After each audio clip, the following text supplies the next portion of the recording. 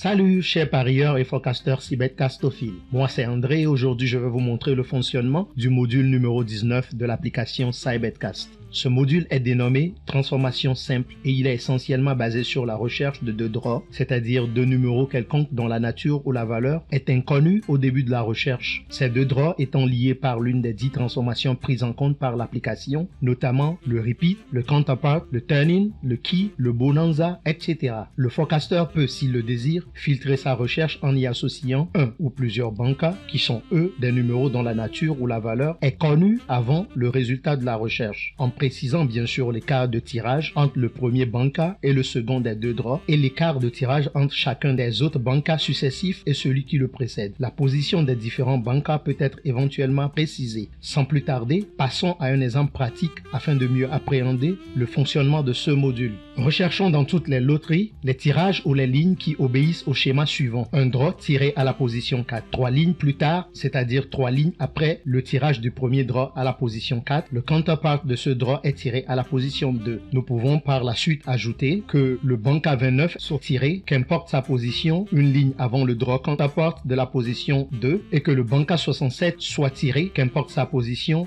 2 lignes après le banca 29. Vous avez sous les yeux la plage de tirage qui présente le schéma ou le plan qui servira de modèle pour notre recherche.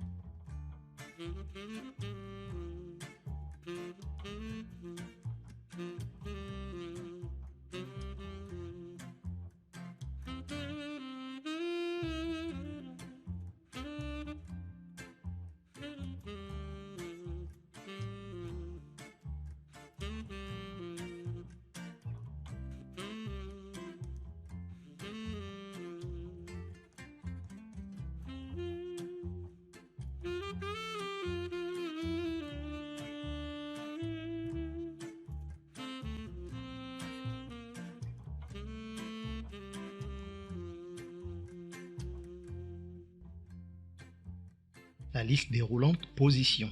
Elle permet d'indiquer ou de spécifier la position à laquelle un numéro quelconque que nous désignons dans l'application sous le thème draw est tiré. Pour les loteries 5 sur 90, les positions possibles qu'un draw occupe lors d'un tirage sont logiquement et naturellement les positions 1, 2, 3, 4 et 5. L'option dénommée qu'importe dans la liste permet de notifier au moteur de recherche de l'application que la position du draw recherché n'a pas d'importance. Le champ de saisie weak. Ce champ permet d'indiquer au moteur de recherche de l'application l'écart de tirage entre deux lignes distinctes. Il s'agit donc de la différence, c'est-à-dire d'une opération de soustraction entre les numéros d'ordre de deux lignes ou tirages. Par exemple, l'écart entre les tirages 102 et 106 de l'auto-fortune est 4. 106 moins 102 égale à 4. Liste déroulante des transformations. Tout d'abord, le thème transformation est utilisé pour désigner le résultat de certaines modifications ou transformations justement que peuvent subir les numéros. En d'autres termes, il s'agit du résultat de certaines transformations ou modifications opérées sur un draw ou un numéro quelconque. Nous avons au total 10 transformations prises en compte par l'application. Ce sont les repeat, turn-in, counterpart, bonanza, etc. Par exemple, le banca 70 devient 0,7 lorsqu'il subit la transformation de turn-in, tandis que le 70 a pour turn-in le 0,7 et vice-versa. Le banca 70 devient 25 lorsqu'il subit la transformation de counterpart, tandis que le 70 a pour counterpart le 25 et vice-versa.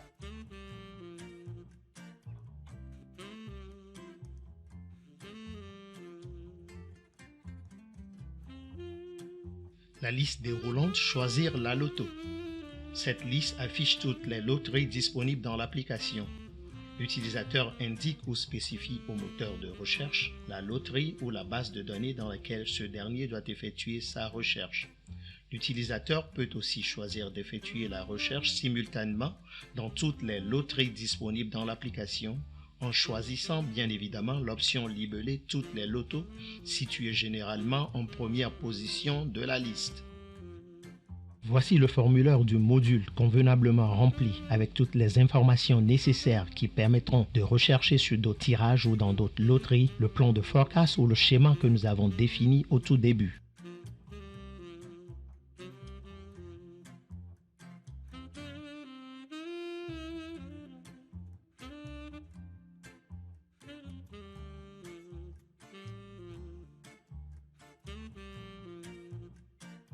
c'est-à-dire un draw ou un numéro quelconque tiré à la position 4 et 3 lignes plus tard, un autre draw ou numéro quelconque counterpart du premier tiré à la position 2.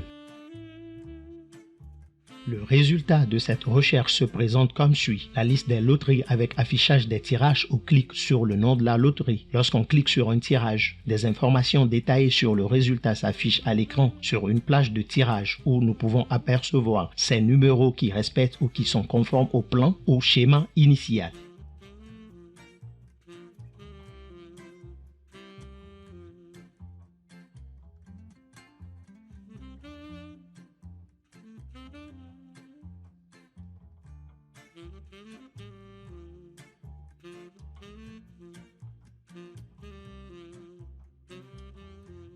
Maintenant, agrémentons la recherche en y ajoutant d'autres critères tels que la recherche de bunkers, c'est-à-dire des numéros dont la valeur précise est connue au tout début de la recherche et qui figurent aussi sur la plage des draws précédemment recherchés par le schéma initial. Ici, nous choisissons de façon aléatoire et pour le besoin de la formation, les bunkers 29 et 67.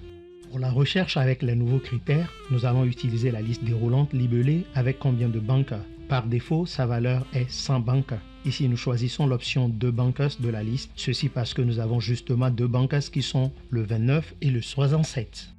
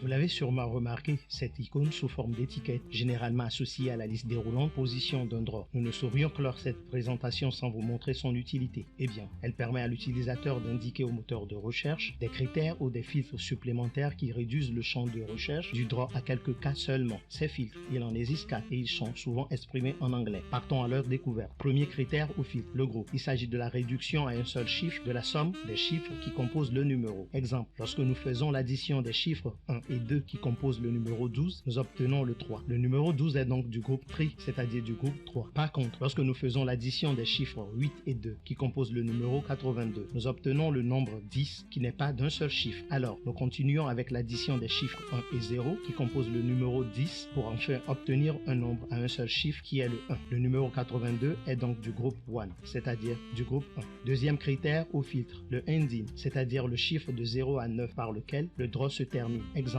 le 22 a un ending 2, c'est-à-dire terminé par 2. Le 47 a un ending 7, c'est-à-dire terminé par 7. Troisième critère ou filtre, le single number. Ce filtre exige que le draw soit un nombre à un seul chiffre. Il s'agit donc des numéros de 1, 2, 3, 4 jusqu'à 9. Quatrième critère ou filtre, le double number. Ce dernier filtre, quant à lui, exige que le draw soit un nombre composé de deux chiffres identiques. Exemple, le 88, le 22, le 77, le 11, le 33, etc. Il est à remarquer qu'un draw ne peut pas être à la fois un single number et un double number. Notons que l'utilisation de ces filtres est facultative lors d'une recherche.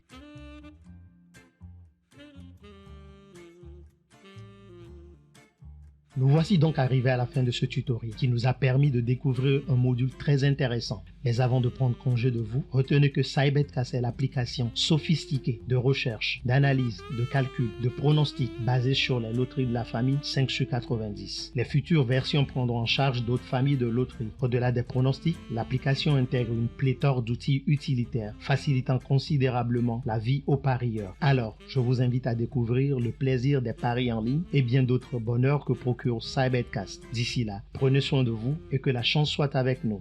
Ciao!